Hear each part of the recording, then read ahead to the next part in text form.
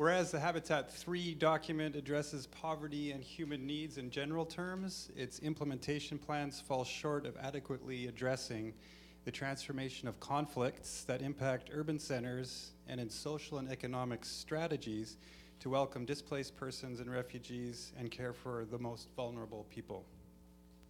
The document references cultural and gender sensitivity and inclusion, but ignores the significant social and attitudinal changes required for inclusion of refugees and others, for example, the mentally challenged, religious minorities, the LGBTQ community, and there's no mention of Indigenous settler relations or Indigenous rights.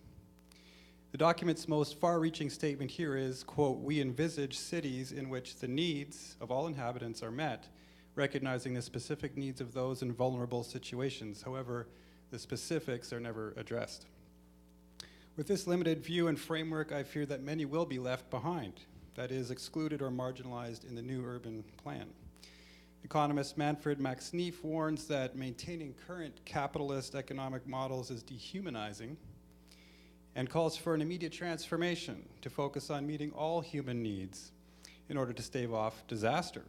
This stretches beyond the Habitat 3 reference to, quote, upgrading programs in supporting subsidized and incremental housing and slum settlements.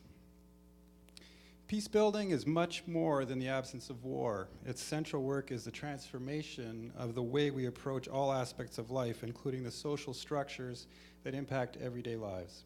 Conflicts of interest, of personal gain and greed, in relationships and in urban centers are found at the base of the issues we're talking about here.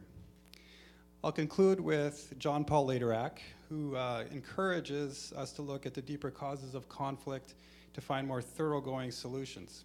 He states, quote, "I see that our human community, local and global, is on the edge of historical change, where patterns of violence and coercion will be replaced with respect, creative problem solving, and non-violent systems for assuring human security and social change. This will require a complex web of change processes guided by a transformational understanding of life and relationships."